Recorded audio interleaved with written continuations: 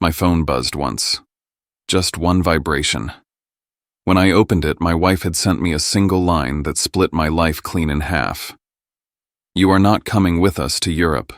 My mother wants this to be a family vacation only." I stared at that message in the same house I paid for, standing beside the suitcases I packed for a trip I planned after sinking $700,000 of my father's inheritance into her failing business to keep her dream alive. And in that moment, between the taste of burnt coffee and the sound of their Uber pulling away, I realized they didn't forget me. They removed me. So I did the one thing none of them ever imagined I would do. I sold the entire engine of her company, and I rented out the house they came home to. My name is Riven, and this is how I stopped being the extra in my own life. I'm about to share something heavy, something I never thought I'd say out loud.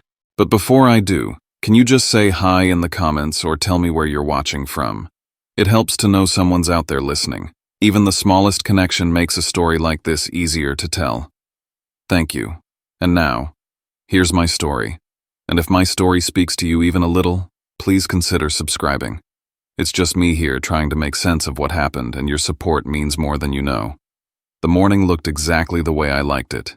Quiet, gray, and calm, as if Portland itself was still waking up.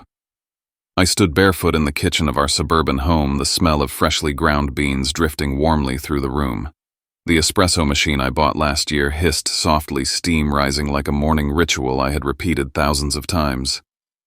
The counters were clean, the fridge hummed faintly, and the clock above the pantry ticked toward 7:14 a.m. For a few seconds, everything felt as though it was in perfect order. Except for one thing. 3 suitcases sat by the front door, lined up neatly like obedient soldiers waiting for a signal. One was Marissa's, white glossy, plastered with destination stickers. One belonged to Judith and her daughter, matching beige luggage with gold initials. And then there was mine, zipped tight clothes neatly folded inside my passport tucked in the outer pocket. I had double-checked my packing the night before, imagining the 3 of us walking through airports, eating gelato on cobblestone streets, watching sunsets over new cities. This was supposed to be our trip. A celebration. A reward after years of pushing through storms. While I poured my coffee, my phone buzzed against the counter. I didn't rush to look. I assumed it was an airline reminder or another email confirming our restaurant reservations. When I finally reached for the phone, lifting it lazily with my free hand, the screen lit up with her name. Marissa. Just one text message. "You are not coming with us to Europe. My mother prefers this vacation to be a family vacation only." I blinked, read it again, and again. At some point I stopped breathing. The words didn't shout. They were quiet, clean, surgical, sharp in a way that cut deeper because of how effortlessly they slid in. Family vacation only. 2 words suddenly rewrote everything I thought I belonged to. The air in the kitchen thinned. My fingers numbed around the coffee mug. I sat down on the bar stool without realizing I had moved. The world felt muffled, as if someone had pressed a pillow over my ears. I stared at the message until the letters blurred. My suitcase by the door waited without knowing it had been dismissed.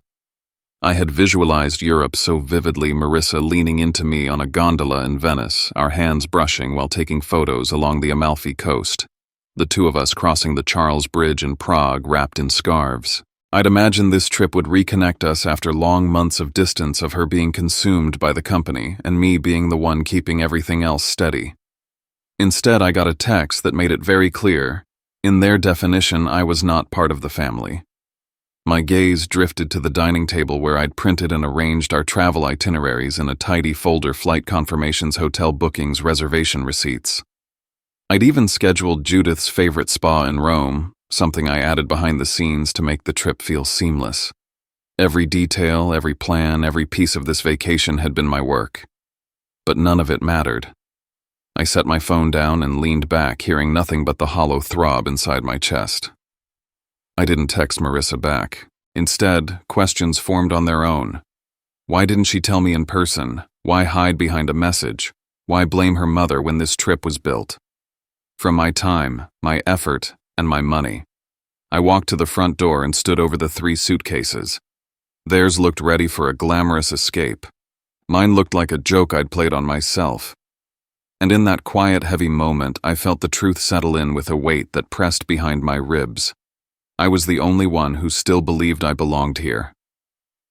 I don't know what made my memory seize on that moment, maybe the shock, maybe the silence, but my mind drifted back to the hospital room where my father took his last breath.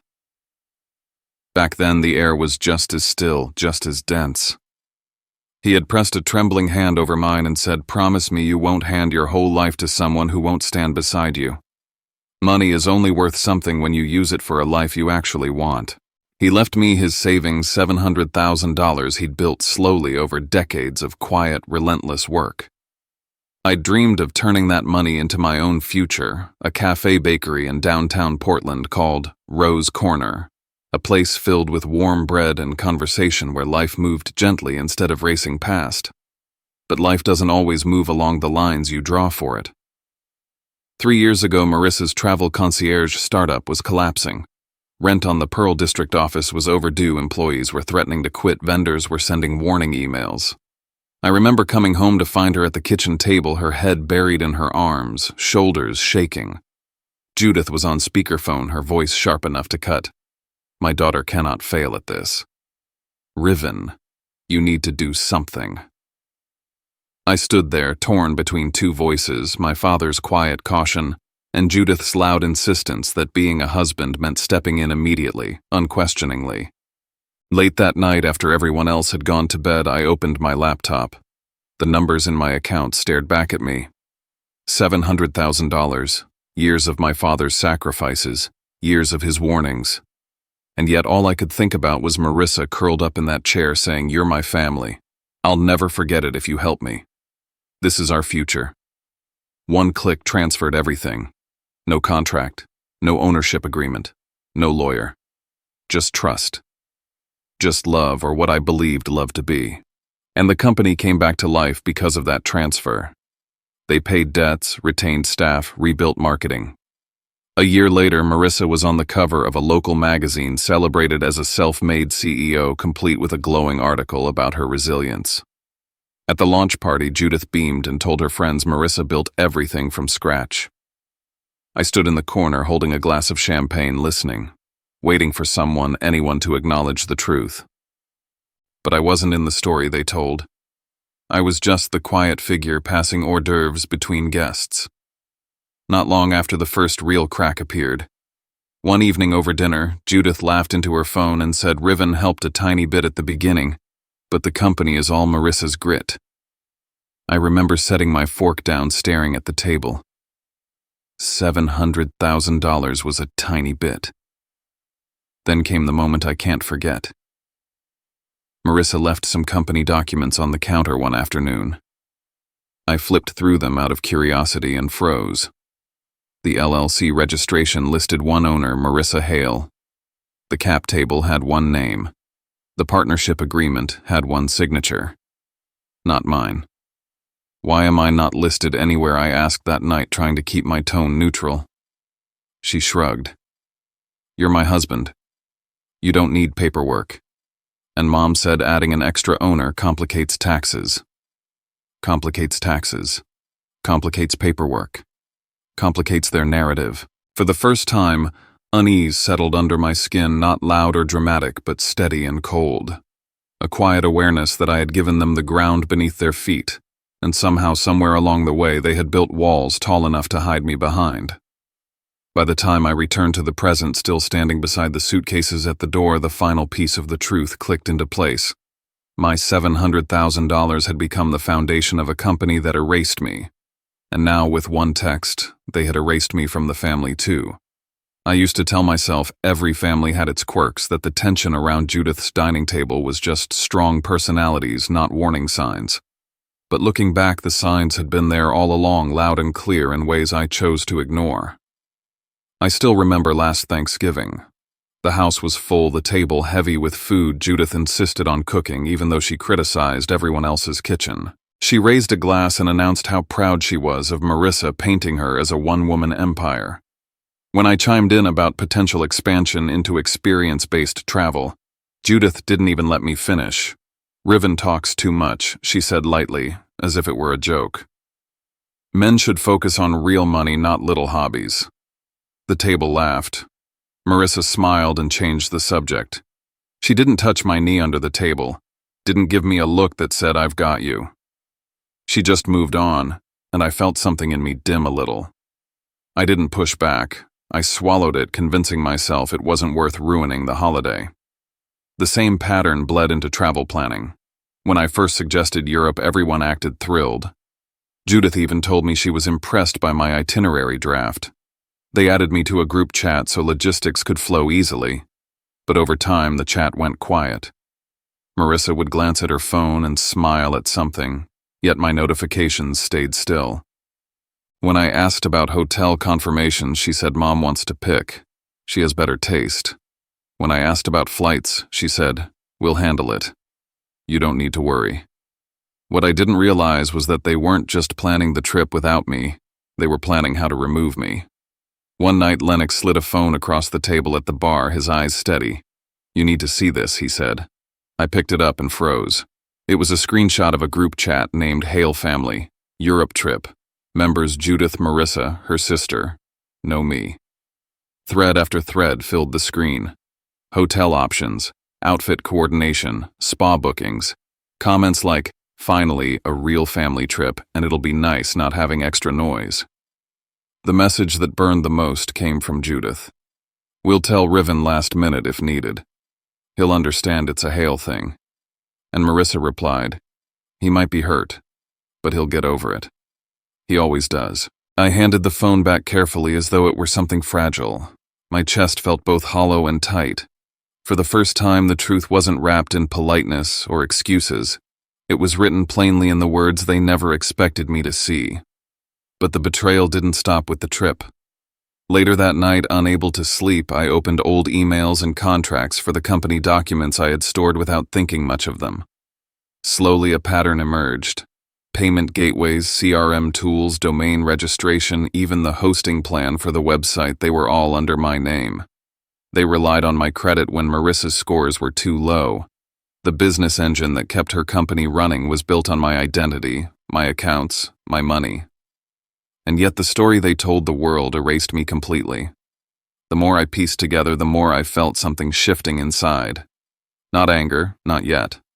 More like clarity. Instead of asking myself what I'd done wrong, I started asking why I had let myself be treated this way for so long. Why I'd allowed them to define my worth while standing on what I had built. I read Marissa's text again, family vacation only, and for the first time it didn't make me feel small. It made me aware. There is a difference between being excluded and finally seeing the truth behind the exclusion. For years I accepted the crumbs of belonging. Now I finally saw the table for what it was and who it was never set for. That night, after they left for Europe without a single word to my face, the house felt unnervingly silent.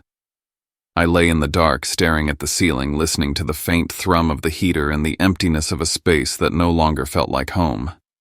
I heard the wheels of their suitcases roll across the driveway hours earlier, heard the car doors shut, and then nothing. Not a knock on my door, not a goodbye, not even a courtesy explanation. The phone lay face down on the nightstand. Midnight glowed on the clock, mocking the idea that sleep might be possible. I didn't cry. My eyes were dry, almost painfully so. Instead, my mind replayed everything: the $700,000, the hidden group chat, the text message that dismissed me like an afterthought. For years, I had made excuses for them. But lying there, I realized I had been cushioning their choices with my silence. The thought came slowly, but deliberately. Maybe the real question wasn't what I had done wrong, but why I kept convincing myself their behavior was normal. By morning, something inside me felt different, tired but clear. Instead of calling Marissa or sending a long message demanding an explanation, I brewed coffee, opened my laptop, and typed "Family Law Attorney Portland." Then, after a moment of hesitation, I typed another name: Celine Carter. The attorney Lennox once mentioned in passing, the one who had a reputation for dismantling manipulative financial arrangements inside marriages. I sat at the dining table staring at her website, weighing two versions of myself: the husband who waited patiently for everyone to come home, and the man who finally wanted to understand his legal reality instead of clinging to emotional promises. So I called Lennox first. He picked up almost instantly, as if he'd been expecting it. I told him everything, the message, the group chat he'd shown me, the years of supporting the company without a name anywhere on the paperwork. When I finished, he didn't offer sympathy. He offered honesty. "You poured your father's entire legacy into someone else's dream," he said calmly. "Not as a partner, but as a resource they thought they could control. And now they've pushed you out of the one thing you thought you still belonged to. If you stay quiet now, you're giving them permission to keep rewriting the story." Then he told me something that made my stomach tighten. He had heard through someone at the bank that months after Marissa received the $700,000, Judith had asked about ways to protect the Hale family's assets from marriage complications. Marriage complications. I was the complication. That was the moment I decided I needed answers that didn't come from Marissa. I grabbed my coat, got in the car, and drove north. The drive to Seattle was long, and gray rain streaking across the windshield in slow diagonal lines. I barely registered the radio playing. My thoughts were louder than anything outside the car. By the time the Seattle skyline appeared through the mist, I felt like I'd peeled away the last layers of denial. Celine's office sat in a glass building overlooking the water, modern and sharp. I felt strangely out of place walking through the pristine lobby, as if stepping into a version of life I'd never allowed myself to imagine. When she greeted me, a woman with clear eyes and a demeanor that made the room feel smaller, I knew I was in the right place. I told her everything: the inheritance, the desperate night when Marissa begged for help, the transfer of all $700,000 without a contract, the business infrastructure I had built, the group chat, the message disinviting me from the trip I planned. I spoke for nearly an hour without stopping. Celine listened, occasionally taking notes, occasionally nodding but never interrupting. When I finished, she began sorting through the documents. I had brought the lease, the vendor agreements, the website registrations. Her conclusion was unsettling in its simplicity. Legally, I was the backbone of the entire business. The lease existed because of my credit. The software subscriptions and vendor payments were tied to my accounts. The digital assets were secured under my email. Marissa owned the name, but I owned the infrastructure that made that name worth anything. And once again, I felt the strange duality of my life, essential behind the scenes, invisible everywhere else. Then Celine asked a question I had never allowed myself to consider. "Do you want to take control of what you built?" she said. "Or do you want to remove your support completely and let the company collapse without it?" Two paths. Two very different futures. I had always been the person who tried to preserve harmony, even at my own expense. But harmony built on erasing myself wasn't harmony at all. "I don't want revenge," I said slowly. "I want clarity.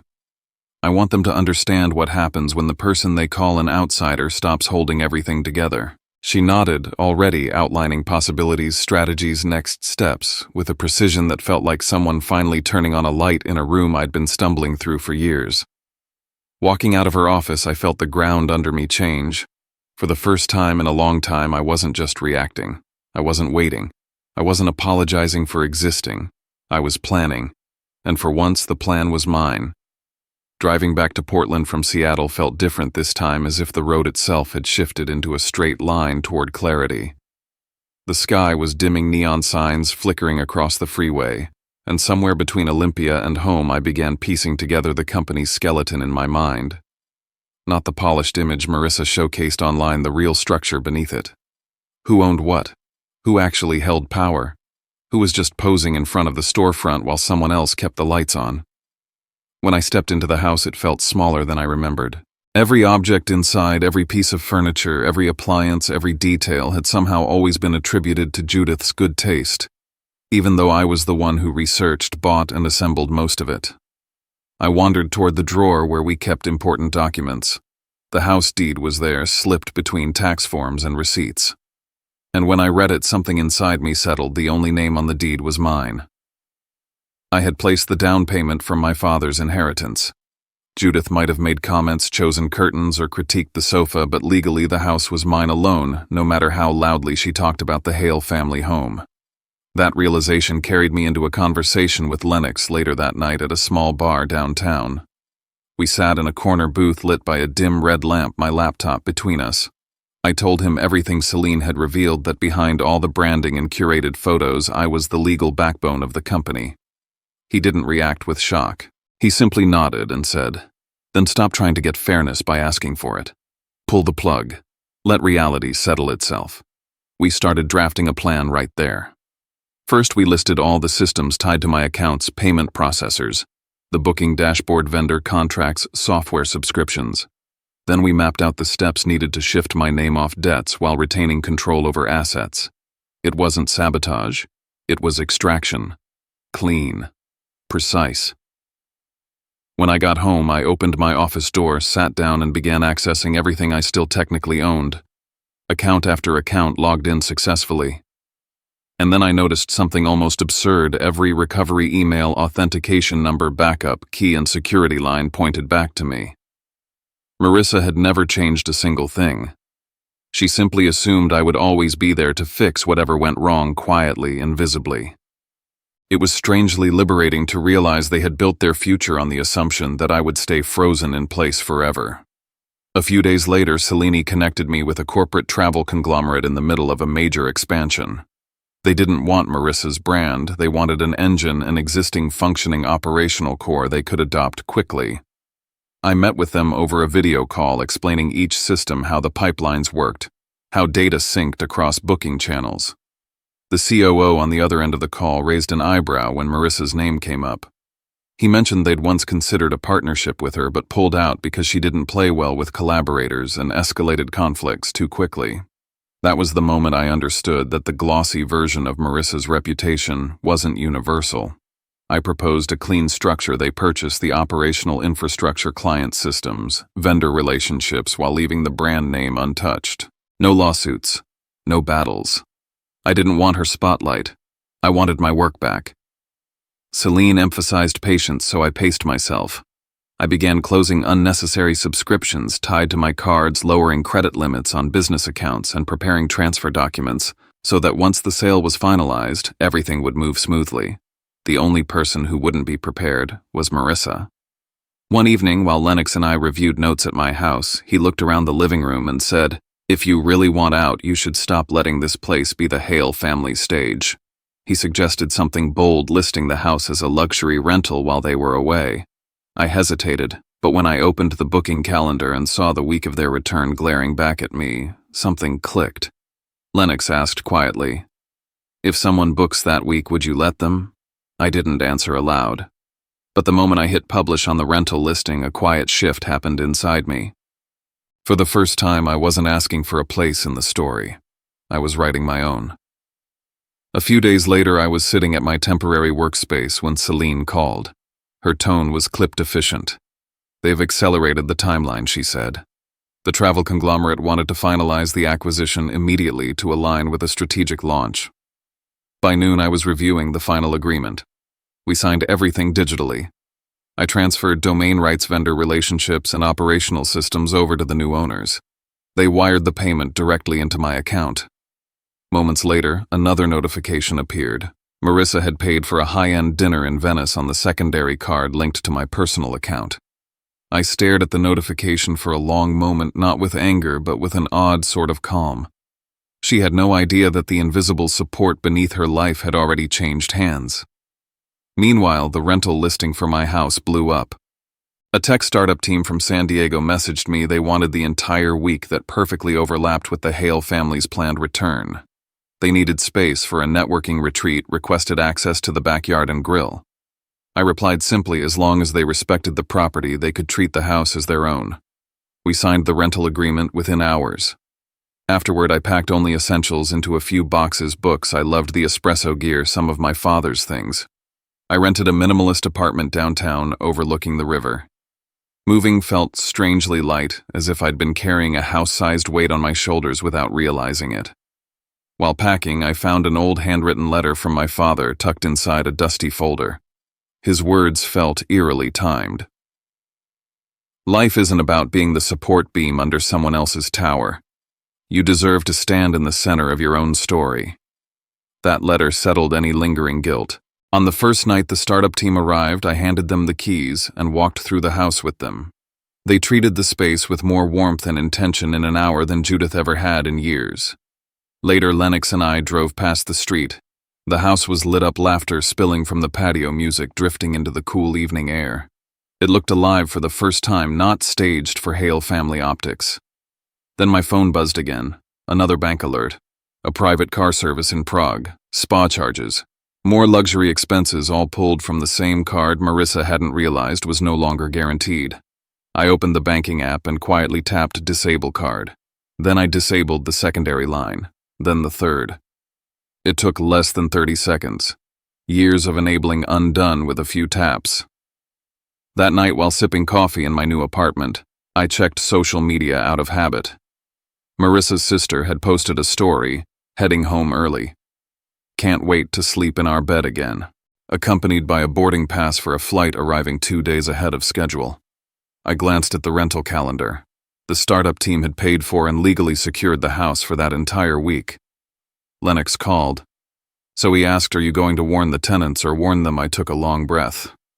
"I'm not warning anyone," I said. "Everyone made their choices. The tenants booked the house legally. They're allowed to be there. And if Marissa and Judith chose to fly home early, then they'll arrive to whatever their choices bring them. For once, I wasn't responsible for protecting them from consequences. I wasn't cleaning up messes. I wasn't smoothing things over. I wasn't the buffer that made their lives conflict-free."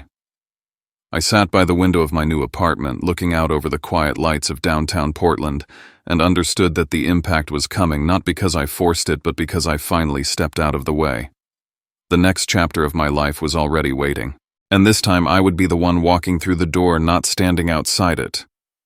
I was wiping down the espresso machine in my new apartment when my phone lit up. Lennox sent a single screenshot, Marissa's sister filming her suitcase on the baggage carousel with the words, "Back in Portland, finally." I stared at it for a moment, then at the clock. They'd be at the old house in about 30 minutes.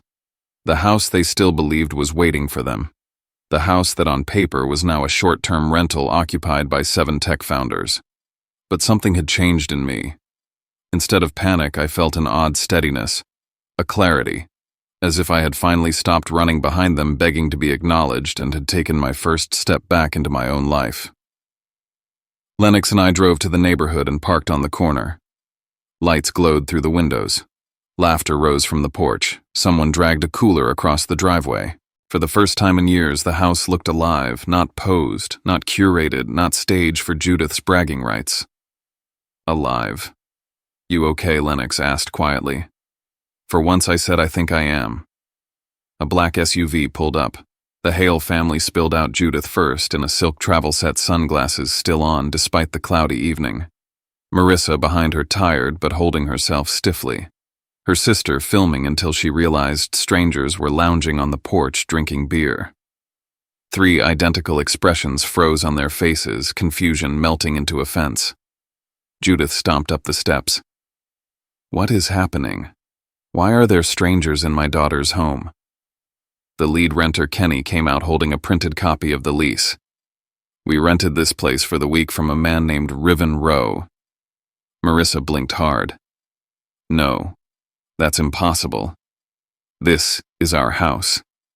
Kenny calmly tilted his phone toward her booking confirmation, my name, the rental dates, his deposit receipt.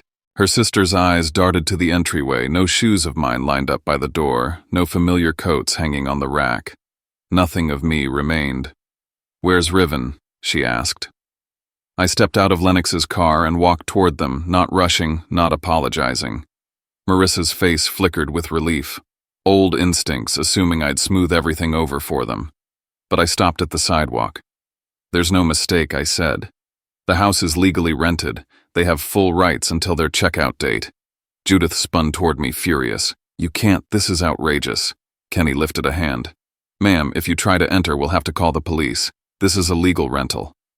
For years, Judith had commanded every space she walked into. Now a stranger, not me, was blocking her at the door. And for once, I didn't feel small watching her rage. I felt free. I pulled a folder from my jacket and handed it to Marissa. "Read this." Inside the transfer documents, the sale confirmation, the legality of every system I once maintained. Her eyes scanned the pages quickly. Color drained from her face. Judith grabbed the papers, flipping through them like she expected the text to rearrange itself into something less catastrophic. The entire operational infrastructure, I said evenly, has been sold. You still have the brand name if you want it, but that name no longer runs anything. Marissa's voice wavered. You sold my company, I met her eyes. You built the front. I built the foundation. And then you removed me from the definition of family with one text message. Don't act surprised that I stopped holding up your house when you told me I didn't belong in it. Judith tried to talk over me, but I held firm. You wanted a family-only vacation, I said softly. I'm simply honoring the role you assigned me, an outsider. Then I handed them the rental contract. For the next 4 days, this isn't your home.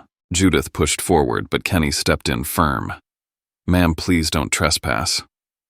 They weren't used to being told no, and they certainly weren't used to being told no by someone besides me. I turned away, and for the first time since marrying into that family, I didn't feel like I was walking away from something. I felt like I was walking back toward myself. The next morning, my phone overflowed, calls, voicemails, emails, all demanding my attention. Marissa's messages were desperate. Please, Riven, answer. We can fix this. You're taking things too far. Judith sent 2 emails within minutes of each other, one threatening legal action, the next begging for a reasonable family discussion. Her sister texted a long paragraph claiming none of this was intentional, that I had misread everything. I didn't reply. I forwarded everything to Celine. Let the law handle what emotions had distorted for too long. That week, I drove to Seattle again to sign formal separation papers. Celine showed me a memo from the travel conglomerate, a full assessment of why they wanted only the infrastructure, not the leadership. High emotional volatility, reactive decision-making, strained relationships with partners. They had seen what I refused to see. Love had blinded me to it. Business saw it instantly. Back in Portland, the renters checked out, leaving the house cleaner than when they arrived. A few potted plants, a thank you note on the counter. I stood in the doorway of the place I once imagined raising children in, and felt nothing pulling me back. I hired a property management firm and turned the house into a long-term rental. It would no longer be a shrine to expectations I could never meet. While I was locking up, the neighbor waved me over. We all heard what happened the night they came back, she said. Good for you. Some people need to be told no the hard way.